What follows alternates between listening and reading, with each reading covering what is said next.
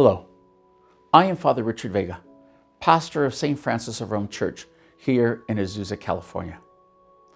Currently, we are under a safer at home mandate in which we are trying to combat COVID-19.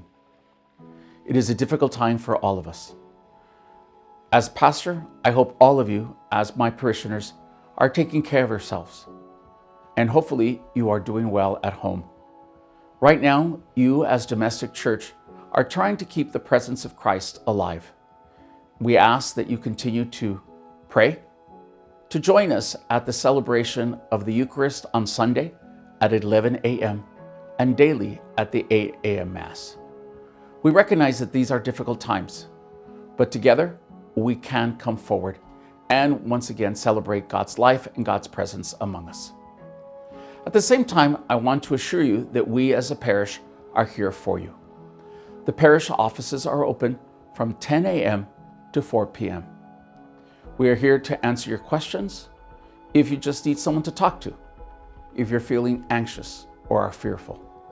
We are able, any of the three priests, Father Mark, Father Rock, and myself, to try and respond to your anxiety, to your concerns, and to your well-being, or even just to pray for you. At the same time, you can call the parish office, and if there's something that you would like us to pray for, please know that we are here for you. As priests, we gather every day to say prayers at 7:30 a.m. We'd be happy to offer your intentions. And at the celebration of the Eucharist during the prayer of the faithful, we'd be very happy to pray for you as well. Please know that you are constantly in our prayers.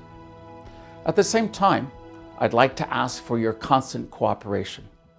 As you know, we are not able to come to church, and so our Sunday contributions have taken a hit. We are currently receiving less than 50% of our weekly income. We encourage you to go to our webpage.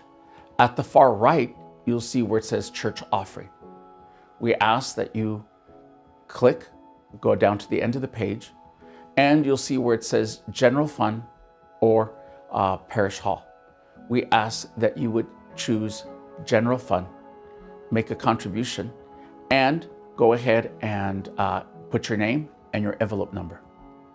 If you feel more comfortable, come here to the parish offices and drop it off through the mailbox at the wooden door at 506 East Saldano Avenue. Recognize that we will always be willing to take those. We try to recover the mail twice a day, once in the morning and once in the afternoon. I know that we're all experiencing an economic impact. Some of you may not be currently working, have had your hours reduced, or are on furlough. We want to be here for you. But at the same time, we need your assistance. We still are trying to meet the salaries. We are trying to pay our bills. We are trying to be responsive to the various economic concerns that we have as a parish. If for some reason you need food or assistance, please note that St. Vincent de Paul, as well as our food bank, are both operating. Unfortunately, we need you to call and make an appointment. Then we will be able to respond to you. We cannot just have you come in and do walk-ins. So please call and ask for either St. Vincent de Paul or the food bank. We will be very happy to assist you. As we look to the future, recognize that we look forward to the day when we can reopen the church, and we will join with you in celebrating God's life and God's presence among His people. I miss seeing you. It's hard to celebrate the Eucharist in an empty church, but so many of you sit in your normal places, so I try to imagine where you are, in the front, in the middle, in the back, in the choir loft, or hiding in the chapel, thinking that I don't see you. You are very present to me in prayer. And please know that I offer you up to the Lord every day when I gather to celebrate the Eucharist. Our hope is that when we open for recovery, we will celebrate our gathering, our losses, our joy of coming together as God's family. Please recognize that it may be a different configuration.